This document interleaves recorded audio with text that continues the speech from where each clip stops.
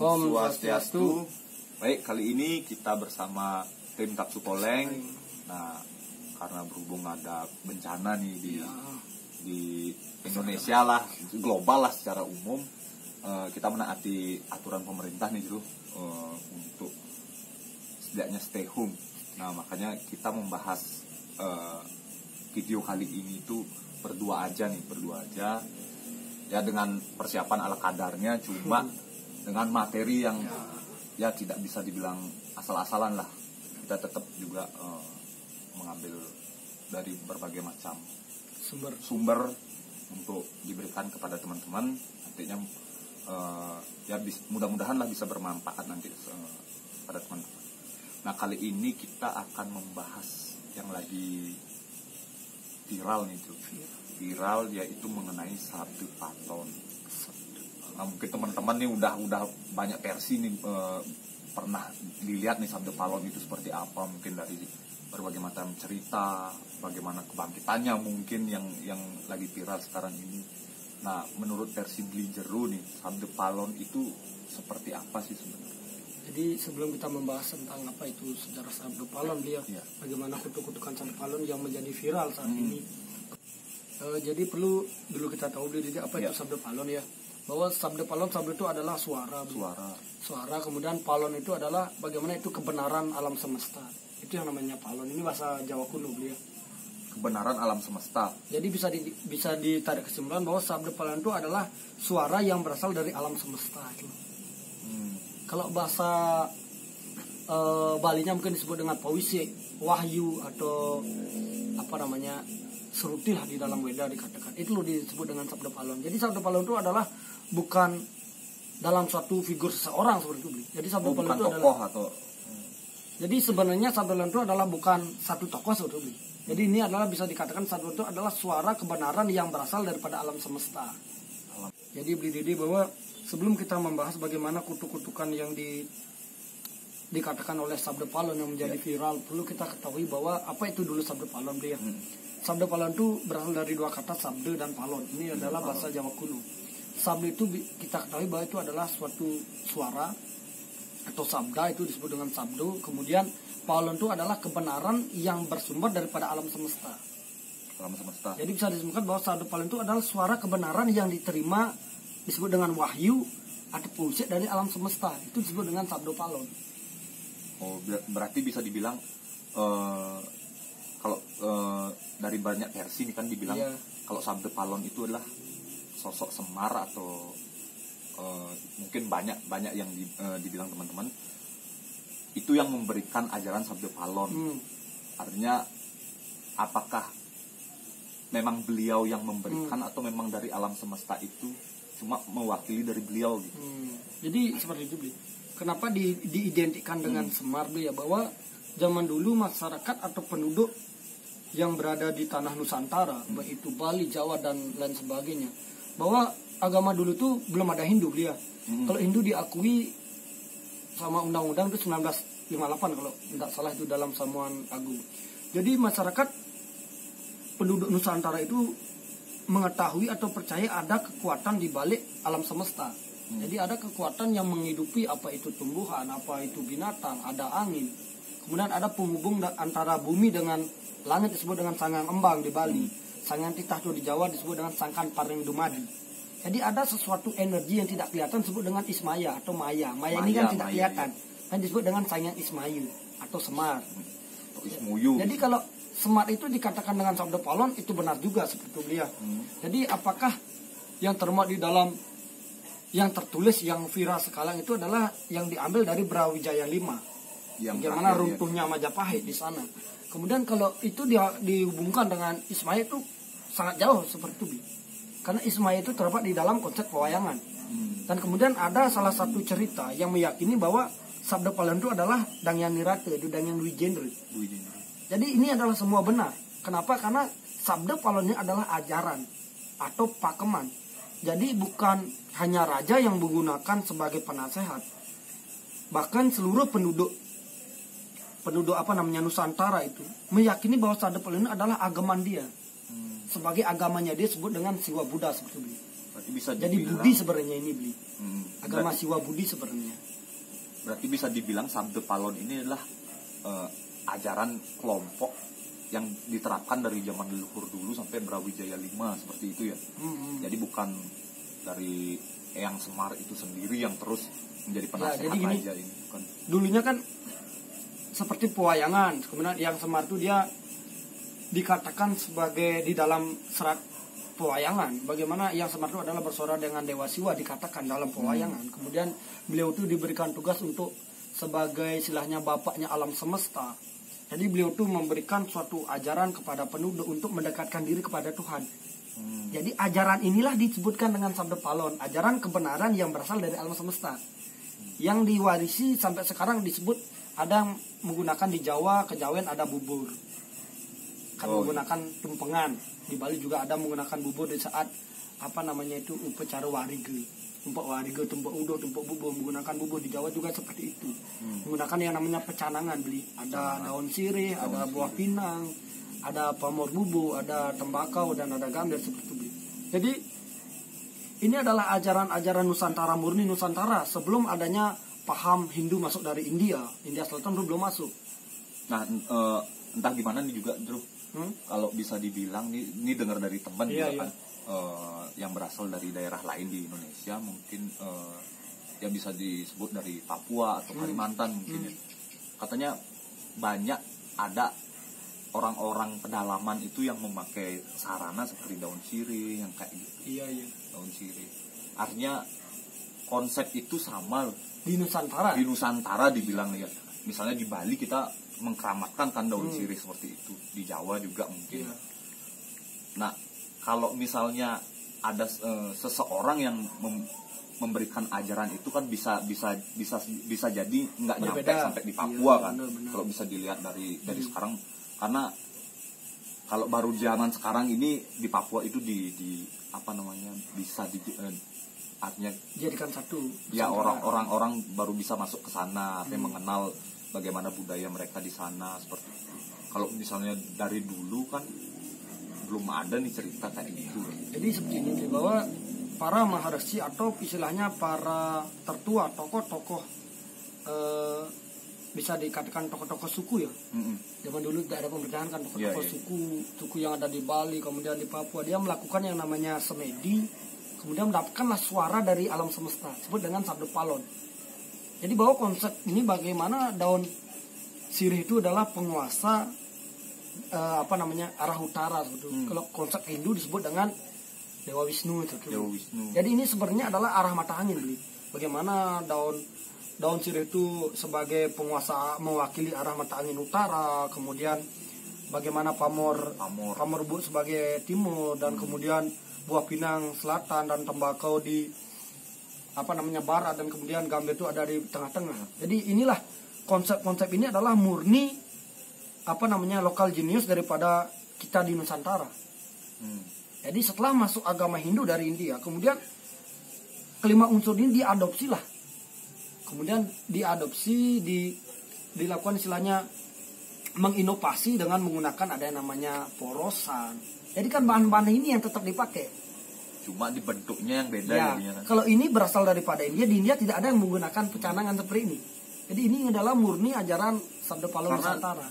Kalau mungkin bisa dibilang dulu itu sebelum mungkin disebut dengan Hindu itu kan dulu disebut dengan Siwa Buddha kan. Artinya tidak dikenal dengan namanya ada agama Hindu kayak gitu. Benar.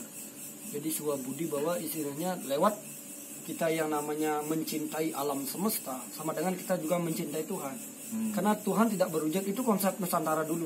Tuhan itu tidak berwujud, jadi kita tidak bisa mengucapkan rasa terima kasih dengan Tuhan. Diyakini dengan kita merawat ciptaan Tuhan, merawat alam semesta, merawat juga sesama, kita saling menolong seperti manusia ke manusia, manusia ke binatang. Sama dengan kita mewakili perasaan kita terhadap Tuhan seperti itu. Itu konsep Nusantara kita dulu. Dan kalau di Hindu kan mirip dengan Trihita Karang itu juga murni Nusantara, tidak ada di dalam suku Weda pun. Itu murni lokal jenius Nusantara. Oh, bukan dari ajaran agama Hindunya itu. Bukan ajaran agama Hindu sebenarnya. Kemudian dibuatlah dalam perhayangan, powongan dan pelemahan seperti itu. Nah, kalau membahas tentang Sabda Palon ini nggak yang sekarang ini kan lagi viralnya ini mengenai kebangkitan itu. Iya. Kebangkitan yang katanya sih banyak versi yang ditandai dengan bencana alam. Nah, ada yang mengaitkan dengan meletusnya Gunung Merapi lah, atau Gunung Anak Krakatau yang bahkan dari tsunami lumpur lapindo juga dikaitkan dengan apa namanya kutukan Sabda Palon. Kutukan Sabda Palon. Nah, mengenai kebangkitan itu sendiri gitu. Jadi seperti ini, Bli, bahwa yang menjadi viral itu adalah salah satu kutukan Sabda Palon yang diviralkan itu bahwa yang apa namanya mengutuk Prabu Brawijaya V. Seperti itu, bahwa sebenarnya bangkitnya Sabda Palon itu udah jauh sebelum adanya musibah ini. Bagaimana Dangyang Dwi Jenderal juga beliau tuh melanjutkan ajaran pada Sabda Palon, mengajarkan dalam konsep yang namanya ada Surya, Padma. Ini loh ajaran-ajaran Sabda Palon sebenarnya ini. Ajaran tentang ketuhanan yang menghubungkan antara manusia dengan Tuhan. Iya. Yang dimediasi dengan alam itu sendiri kan gitu. Bahkan apa namanya? Sekarang pun di saat ada virus seperti ini. Ini salah satu juga bangkitnya Sabda Palon karena menurut saya. Kenapa? Karena lewat adanya virus ini di Bali viral masyarakat yang namanya membuat nasi wong-wongan. Masyarakat membuat yang namanya tulak menggunakan pandan. Coba kita telisik, itu adalah termuat di dalam lontar-lontar murni Nusantara. Peradaban Nusantara tidak bisa kita dapatkan di dalam apa namanya Caturweda. Ini adalah murni yang namanya lokal jenius Nusantara. Nah, kalau bisa dibilang sih juga di zaman sekarang ini sebenarnya kita sudah merasakan kebangkitan Sabda Palon. Kalau menurut ajarannya ajaran kebenaran alam semesta, kita sebenarnya sudah merasakan, cuma gimana ya dibilang, kita sebenarnya sudah coba tidak se ekstrim apa yang ditermuat dalam buku kan. Tidak karena contoh kecil nih teman-teman, sekarang banyak nih orang-orang yang sudah mulai mencintai lingkungan itu sendiri kan. Banyak aktivis-aktivis yang pecinta lingkungan ya. Salah satu contoh nih, pemerintah di Bali khususnya sudah menerapkan tidak memakai plastik. Nah, sebenarnya itu kita merasakan sebuah kebangkitan, kita sadar akan alam kan seperti itu. Karena intinya bahwa ajaran Sabda itu adalah ajaran cinta kasih, bagaimana kita menyatukan diri dengan alam. Cuma kita tidak menyadari. Kita tidak menyadari. Sebenarnya kita sudah berproses ke arah sana, cuma yang kita anggap menjadi tanda itulah biasanya yang identik dengan bencana. Kita ada bencana baru sadar kayak gitu. Sebenarnya bukan istilahnya kutukan Sabda Palon bangkitnya Hindu, bukan. Sebenarnya Sabda Palon itu bagaimana bangkitnya Sabda Palon adalah bangkitnya kebenaran alam semesta. Contoh sekarang pun kita kebenaran lewat adalah musibah ini. Kita teman-teman lebih care. Lebih peduli. Coba seperti ada gempa, di tsunami, bagaimana masyarakat semua berdoa. Ini sebenarnya Sabda Palon adalah mengajarkan kita untuk ingat sesama, baik itu dengan manusia, baik itu dengan alam semesta, dan juga dengan Tuhan seperti itu. Itulah ajaran sebenarnya, ajaran Sabda Palon. Nah, itu tadi kan Sabda Palon di era modern sekarang ini kan. Kita kembali lagi ke cerita zaman dulu nih, mengenai sejarah Sabda Palon ya. Sabda Palon itu kan bukan sosok yang seperti bukan seorang figur yang tadi Jero jelaskan. Nah, di akhir zaman Sabda Palon ini, waktu Brawijaya V ya, berarti ada sebuah kelompok-kelompok atau tokoh yang menganut ajaran ini gitu loh. Nah, siapa-siapa aja nih sebenarnya? Jadi seperti ini, bahwa ajaran Sabda Palon itu adalah ajaran yang diwarisi oleh masyarakat Nusantara. Kemudian setiap raja, baik itu dari Brawijaya pertama, kemudian dari Tribhuwana Tunggadewi, dia tuh memiliki penasehat kerajaan. Jadi penasehat kerajaan itu dia mengadopsi ajaran daripada Sabda Palon atau ajaran kebenaran Nusantara. Kemudian di saat Brawijaya V itu adalah sebenarnya penasehat atau purohito, dikatakan dalam konsep kerajaan itu purohito, bagaimana penasehat raja itu adalah disebut dengan Noyo Genggong. Itulah sebenarnya nama daripada penasehat Raja Brawijaya V. Yang artinya yang anggap yang di versi cerita nih kan ada disebutkan mungkin teman-teman di saudara kita di Muslim, Syekh Subakir yang katanya melakukan perang nih sama. Iya, ada salah satu versi mengatakan beliau bahwa sebenarnya perang itu bukan perang fisik sebenarnya beliau. Bagaimana karena beliau itu sama-sama orang yang sakti beliau. Bagaimana beliau sama-sama utusan Tuhan lah bisa dikatakan dengan memiliki jalan yang berbeda. Karena Tuhan itu kan satu, cuma jalan yang berbeda. Jadi bagaimana saya sebagai itu ingin istilahnya menundukkan Nusantara. Jadi beliau tahu bahwa ada yang namanya sudah berkembang suatu peradaban disebut dengan peradaban Sabda Palon atau ajaran kebenaran alam semesta yang dikatakan bahwa ajaran itu didapatkan daripada Gunung Merapi. Jadi wahyu itu turun dari Gunung Merapi karena konsep kita di Nusantara bahwa Tuhan itu bersemayam di tempat yang tinggi sebetulnya. Ya baik itu Gunung Merapi, Gunung Semeru, identiknya dengan gunung. Iya. Jadi bagaimana di sana ada dialog antara Sesubakir dengan Sanghyang Ismoyo sebagai istilahnya penurun atau penerima wahyu pertama dari Sabda Palon itu. Bagaimana di sana melakukan istilahnya perdebatan bagaimana bahwa Sesubakir ini ingin menerapkan ajaran yang dibawa dari Persia atau Tanah Arab. Kemudian adalah istilahnya dialog panjang dengan syarat-syarat yang harus dipenuhi oleh Sesubakir. Baik itu yang pertama, tetap istilahnya bolehlah ajaran itu ajaran apapun yang penting tidak dipaksakan oleh masyarakat menganut untuk ajaran apapun. Jika menganut ajaranmu, jangan pernah melupakan yang namanya tradisi yang sudah ada di dalam Nusantara, karena itu merupakan cikal bakal kebenaran daripada alam semesta. Kemudian ditandailah dengan meletakkan batu yaitu di Merapi.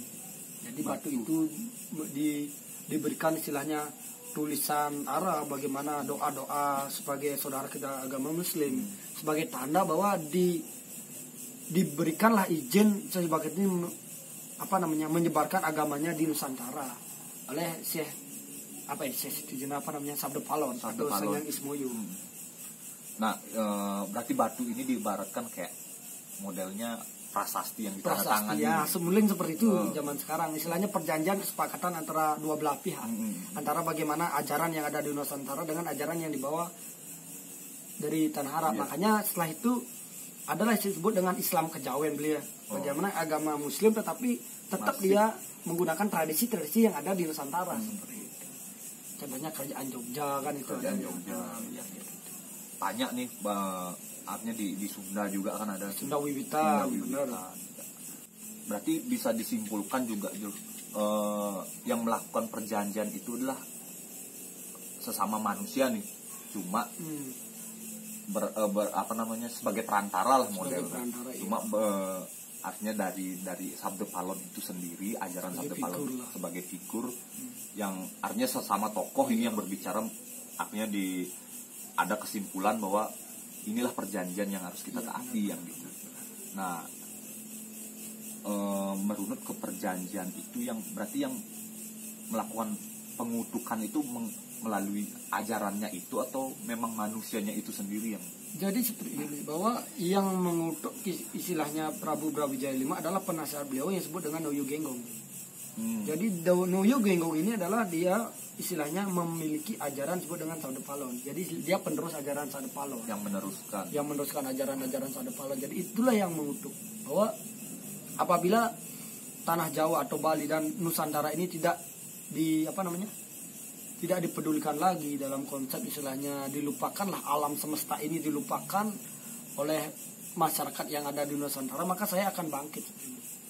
Jadi di mana ditandai dengan perang saudara banyak seperti itu dikatakan sekarang kan banyak juga terjadi perang saudara. Jadi istilahnya perang saudara sudah banyak, kita kan perang suku. Jadi Papua juga mau lepas, semoga lah kembali ke Nusantara. Jadi apabila ajaran Sabda Palon ini bangkit, ajaran kebenaran, makanya Sabda Palon ini adalah dia ajaran ini memiliki inti-inti ajaran cinta kasih. Jadi apabila cinta kasih ini sudah timbul di semua insan yang ada di masyarakat Nusantara, otomatis tidak akan ada perpecahan. Kita pasti menjaga ya. Perang saudara pun akan berakhir. Papua juga tidak akan istilahnya lepas dari NKRI. Ini loh istilahnya yang diyakini oleh Sabda Palon. Kemudian dalam Batu Renggong juga memiliki penasehat disebut dengan Dagyang Wirate. Beliau juga disebut dengan memiliki ajaran Sabda Palon. Jadi bisa saya tarik kesimpulan di sini bahwa Sabda Palon itu adalah ajaran ajaran yang berasal dari Nusantara, kemudian figur itu adalah berubah-ubah sesuai dengan siapa yang menerapkan ajaran itu. Jadi tidak satu figur Sabdo Palon itu. Nah, iya Genggong Penasihat Brawijaya juga disebut dengan Sabdo Palon, Dangan Niratu juga disebut dengan Sabdo Palon. Ajaran beliau lah yang apa namanya, memasuki figur-figur lah. Iya, yang memasuki figur, yang memberikan pewisik lah bisa dibilang kan. Iya. Seperti yang kita tadi jelaskan, artinya tanda-tanda kebangkitan itu bukan baru-baru ini ya, udah sebelum-sebelumnya, cuma kita tidak sadar aja seperti itu. Hanya dalam kan konsep dimana ada terkadang Tuhan membutuhkan suatu penghancuran untuk menumbuhkan sesuatu yang baru. Tanpa adanya penghancuran tidak akan ada muncul sesuatu kehidupan yang Itulah baru. sebuah proses kan. Makanya sekarang ada istilahnya musibah yang global. Pasti akan muncul yang namanya peradaban baru. Peradaban itu tidak selalu dengan tradisi. Bagaimana peradaban itu, baik itu yang dulunya kita cuek, kerja setelah adanya musibah ini, kita merasakan kita butuh yang namanya kumpul dengan keluarga, butuh kumpul dengan alam, refreshing. Jadi ini loh mengajarkan.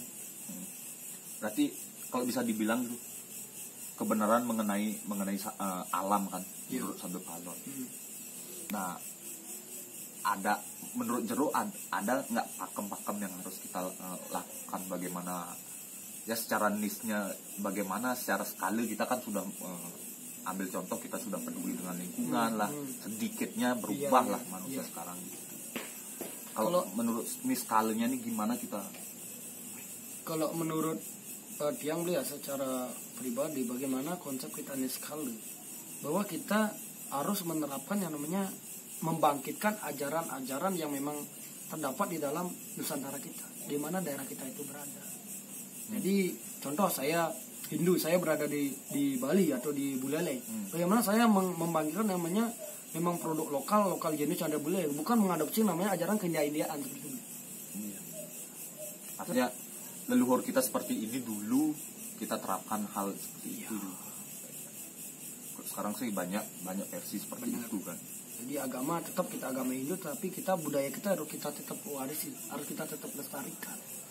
Karena di sana dari leluhur kita juga punya pesan-pesan kan. Artinya itu yang mereka lalui, yang diwariskan lah ke kita. Pesan moral bisa kita lakukan untuk kebenaran alam itu sendiri.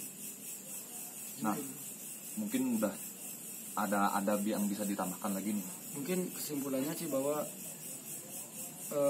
bangkitnya Sabdo Palon itu tidak hanya sekarang, jadi sudah jauh-jauh hari bangkitnya Sabdo Palon. Kemudian Sabdo Palon itu adalah bangkitnya Sabdo Palon bukan sesuatu yang menyeramkan, sesuatu yang akan membawa kutukan untuk kehancuran Nusantara, tidak.